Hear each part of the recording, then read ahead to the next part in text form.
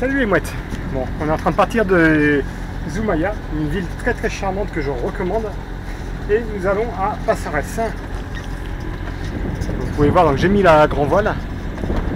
On a 9 nœuds de vent de face, toujours en vent apparent bien sûr. Regardez les mouettes. Ça c'est ce qu'on a vécu l'autre jour. Donc, tout au loin, là on avait appuyé à la perche, au loin qu'on a aperçu l'autre jour. Et le monsieur est en train de déplier son filet, qui fait je ne sais combien de centaines de mètres de long. Il est très long. Là je voudrais juste essayer de lui passer devant avant qu'on se retrouve bloqué par son filet. Mais son filet est très mal matérialisé.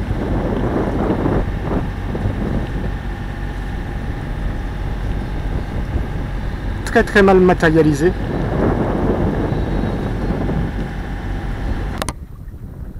Ce petit bateau de pêche est quand même impressionnant parce que depuis tout à l'heure je vois il y a le mec qui est encore à l'arrière en train de mettre son filet à l'eau. Et j'ai regardé sur le GPS, on a déjà fait 1000 depuis qu'on est parti de Zumaya et il continue encore à mettre son filet à l'eau. Bon, après je pense pas qu'il y en ait au large, mais par contre son filet est très mal balisé. Et je me demande quelle longueur peut-il bien faire.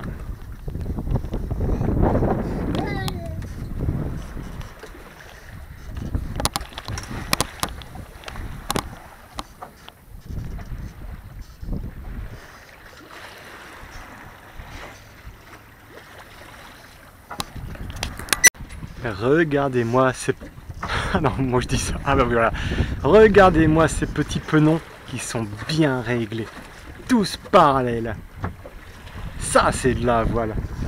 On va trop vite. Ah, je vois que sur le génois ils sont... Ah tiens, il me manque un penon d'ailleurs sur le génois. Bon, c'est pas grave. Ah, le génois... Ils essayent, ils sont quasiment au même niveau. Le problème c'est que le vent est irrégulier. Regardez, donc là on a 8 nœuds, allez 7 nœuds 5, là. Ça retombe 6 nœuds. Je pense que je vais essayer de border un tout petit peu plus le génois de façon à aligner un peu plus les penons.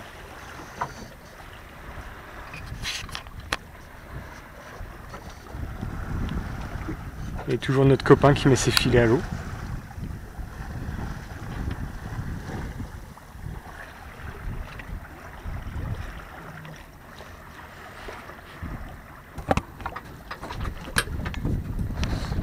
J'ai un petit penon là tout en haut de la grand voile qui veut pas s'aligner comme il faut. Je me demande s'il peut pas juste arracher, c'est pour ça qu'on le voit pas. Ah si, on le voit de ce côté là.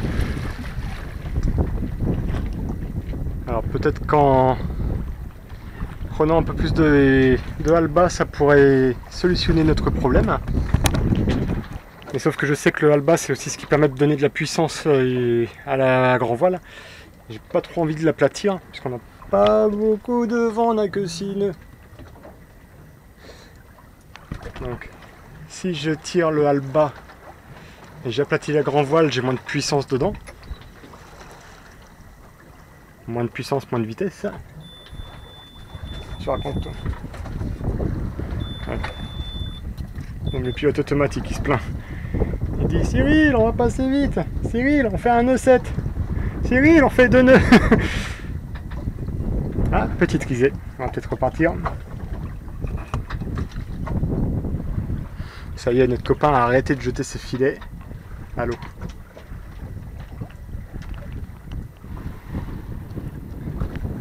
Record de vitesse sur Mouette NC pendant les vacances espagnoles. On fait du 3 nœuds 6 les amis, 3 nœuds 6, j'ai bien dit 3 nœuds 6. Et tout ça à la voile, regardez. Éco-responsable des vacances. On pourrait peut-être même aller un peu plus vite. Bon, en même temps, vu que mon anti-fling est un peu dégueulasse et que le vent, bah, je peux pas faire des miracles. Hein. Chaque chose en son temps. Cette vidéo, je vais l'appeler Enfin de la voile. 3 nœuds 7, 3 nœuds 8. Oulalalala. Bon, j'ai déjà commencé à regarder un petit peu la météo pour le retour. Pour l'instant, donc je pense repartir soit le mercredi après-midi ou soit le jeudi. J'ai vu qu'il prévoit beaucoup d'orages dans la nuit du jeudi. C'est le jeudi 22. Beaucoup d'orages dans la nuit du jeudi. Donc c'est pour ça que je me dis je partirai peut-être le mercredi dans l'après-midi, histoire de m'éloigner de la côte avant que les orages arrivent. Parce que si je pars à 4 ou 5 heures du matin jeudi en plein orage, ça me fait pas trop plaisir. N'hésitez pas à vous abonner à ma chaîne si vous voulez pouvoir suivre mes aventures et voir comment se passe le retour. J'allais dire, regardez comment le bateau file sur l'eau. Quand on voit la vitesse, 3 nœuds 3, 3 nœuds 5, j'appelle pas ça filer. Bon, c'est plus pépère. Donc regardez comment le bateau pépérise sur l'eau. Mais par contre, il a déjà fait des très bonnes pointes de vitesse, dont une pointe un petit peu plus de 10 nœuds là quand j'étais avec mon frère, quand on allait sur l'île d'Oléron. C'était juste un surf, hein, ça n'a pas duré très longtemps. Mais quand j'ai vu ça sur le GPS, je dis waouh! C'est un bateau qui fait quand même des bonnes pointes de vitesse. À plusieurs reprises, j'ai réussi à dépasser les 6-7 nœuds, même voire les 8 nœuds en vitesse de croisière. Mais ça arrive pas tous les jours. Allez, un petit 4 nœuds.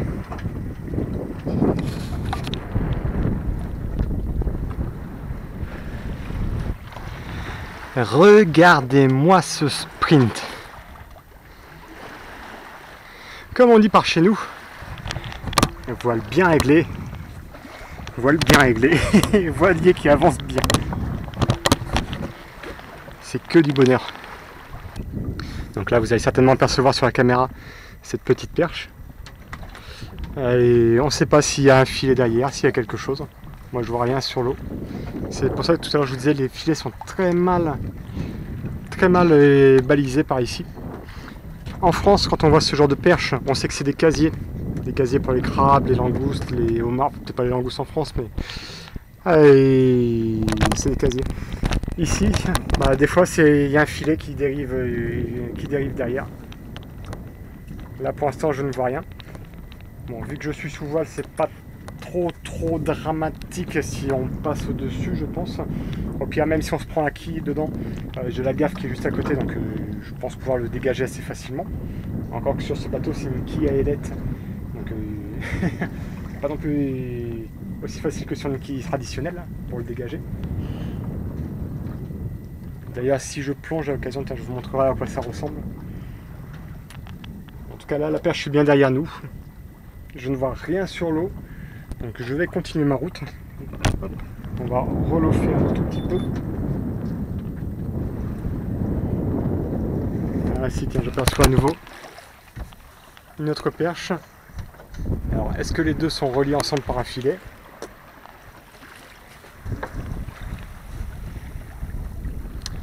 On n'en sait rien.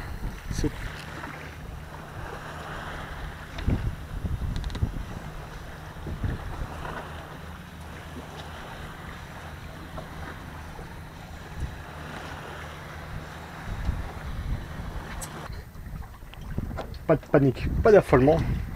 Là par contre le truc qui m'embête un peu plus, c'est que le vent tourne un peu. Là on est presserré, presque presserré. 6 nœuds de vent. Donc pour adapter ma trajectoire, il a fallu que j'adapte mon cap. Et donc là on va droit sur la côte alors que notre destination, on va sur la côte qui est là-bas, alors que notre destination elle est plus par là-bas. On va attendre un petit peu pour prendre une décision, mais on va peut-être pas tirer des bords tout l'après-midi à 2 nœuds 5. Et zou, là il y a encore une perche. Ça par contre quand je vois le flotteur qui est juste à côté, pour moi je suis quasiment persuadé que c'est un casier comme on peut croiser en Bretagne ou au large des Sables d'Olonne. Vous voyez, le génois est replié. J'ai toujours la grand voile qui est haute, qui porte un tout petit peu mais pas grand chose, ça stabilise le bateau. Au loin je vois qu'il y a un autre voilier qui fait exactement comme moi. Donc grand voile haute et moteur pour s'aider parce que avancer à 1 nœud 5 c'est juste pas possible. Il y a un moment où on n'est plus manœuvrant et le bateau fait n'importe quoi en permanence. Donc Saint-Sébastien.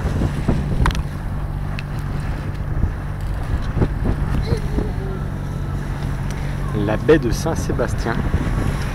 Toujours au moteur parce qu'on n'a que 5 nœuds de vent et de face maintenant. Donc, je ne sais pas si vous allez voir la caméra, on voit le sémaphore avec un feu vert et 2 feux blancs au-dessus. Ce qui est surprenant, c'est que quand je regarde dans le pilote côtier, j'ai pas cette configuration, j'ai soit 3 feux verts, soit 2 feux verts, enfin 2 feux verts. Quand je regarde sur mon memento, pareil, j'ai pas cette configuration. Mais j'ai lu que la signalisation pour l'accès au chenal du sémaphore, c'est plus pour les gros yachts ou les navires de pêche. Donc on n'est pas concerné par ça. Je vois qu'il y a du vert, donc pour moi c'est que c'est bon. J'ai ma VHF qui est en route sur le canal 16.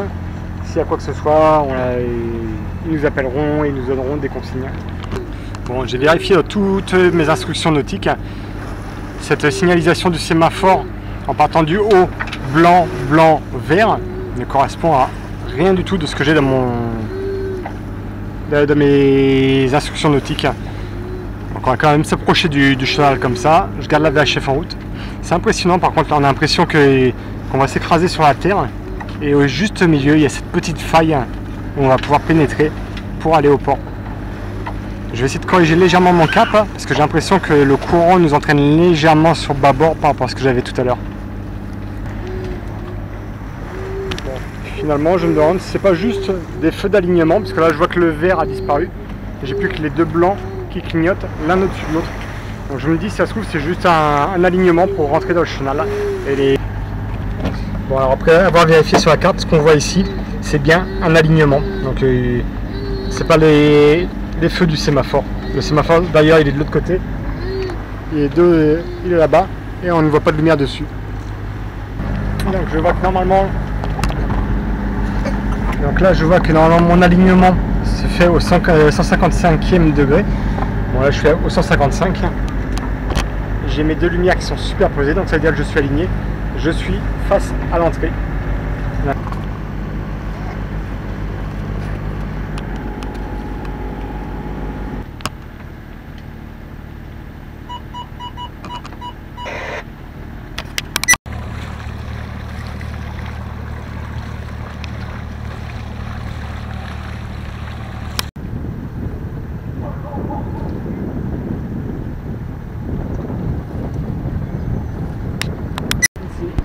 With me?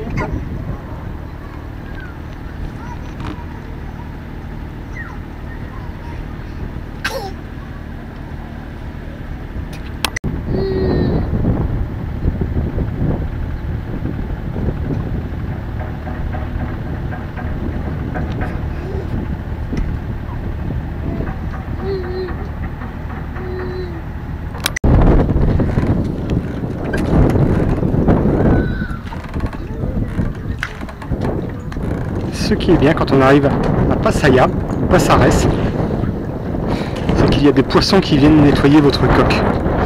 Allez-y les gars, faites-vous plaisir. Nettoyez-moi ça. Je sais pas si c'est des mules ou des dorades. Je pense plutôt des mules. En tout cas ça me fait plaisir. Je pense que ma coque, je vais repartir avec une coque qui va bien briller. Continuez. Je vais peut-être même rester une semaine de plus ici, si jamais je repars avec un anti-fouling neuf.